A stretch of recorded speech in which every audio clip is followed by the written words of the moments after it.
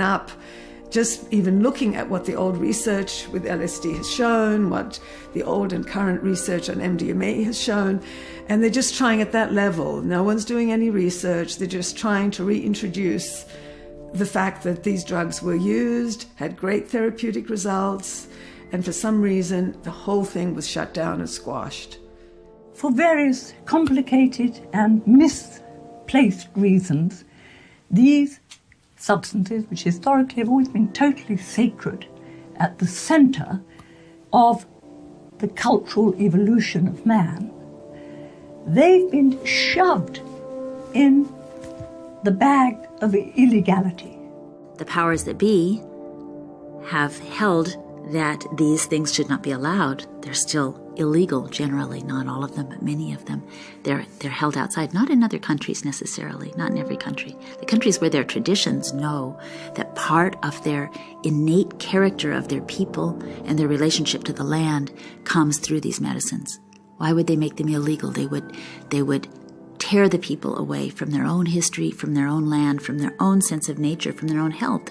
Our decisions that our governments make about the applicability of these substances for the treatment of very important medical problems are not based upon scientific evidence. They're based upon a prohibitionist attitude that says these are dangerous drugs without any medical uses whatsoever, in spite of the fact that we have evidence that these substances have been used for medical purposes for tens of thousands of years. But because of government regulations, we're denying major aspects of our population access to medicines that they dearly need. One day, if these drugs are rescheduled, of course it would have to be used in carefully controlled settings by trained and skilled people who had undergone, let's say, psychedelic psychotherapy training programs, and there had to be oversight and regulation. If it becomes approved for medical use, that's going to involve a societal change in the medical profession, learning how to use these properly. The future of psychedelics on the immediate front is getting them accepted into clinical use, maybe establishing centers or training clinicians who can use them in psychotherapy and having places where people can go and have these experiences, whether they have specific mental or physical problems, or whether they just want to go for spiritual exploration of consciousness. And it's possible, and I think it'd be very interesting to use them not just for disease states, but to enhance human growth, spiritual growth, and being more empathic and connected, and perhaps better human beings. If we look at our world, we are intellectually, technologically, vastly overdeveloped with very primitive emotions. And that's why the world is at risk. That seems to be the message that one gets from psychedelics is, wake up. We're potentially the salvation of the planet and also potentially the destruction of the planet. And it may be that messenger molecules are a way to try to initiate this dialogue.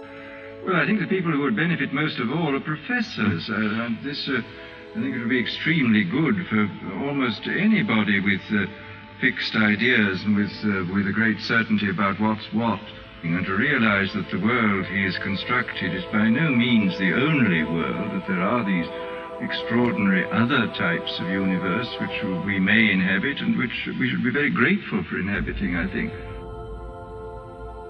Psychedelics, they help people become aware of the multidimensional nature of the universe and of themselves. We're talking about transformation at every level: physical, emotional, mental, spiritual.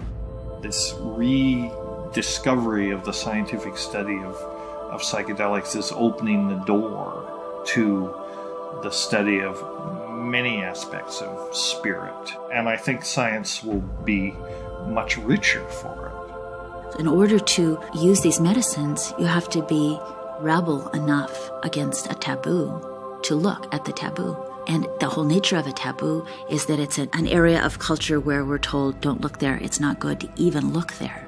We have no real clear idea of all the different people that have been influenced by psychedelics. Kary Mullis, who invented polymerase chain reaction, for which he won the Nobel Prize. Steve Jobs has written in his autobiography about how LSD was one of the most important experiences of his life.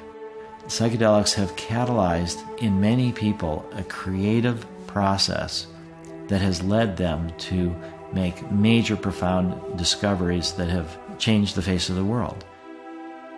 There always seems to be one ingredient in the recipe of social change that our generation has tried to expunge from the record, and that's the fact that millions of us lay prostrate before the gates of awe, having taken some psychedelic substance. And critics would always say, don't take these drugs because they're going to change your life forever. What they didn't understand is that was the entire point. I think it's unwise to be so scared of the possible risks of these drugs, which there are possible risks. There's risks in anything. I mean, there's risks in driving a car, there's risks in crossing a street. But to be so scared of them as to make them illegal and accessible to anyone and not even want to research them or not even want to think about them, why would we do that? Are we so sure that we can solve all the problems that confront us that we want to throw away a possible tool that can expand consciousness, that could possibly, give us some more insights and some more possibilities of how to resolve the difficulties that we're facing? I think not. We had this conflict in the 60s when psychedelics went wrong. What I think is even deeper is when psychedelics go right, not only would these drugs have the potential to be useful in psychotherapy, they had the potential to be useful in the evolution of the human species, and that they could make a major contribution to the survival of the planet.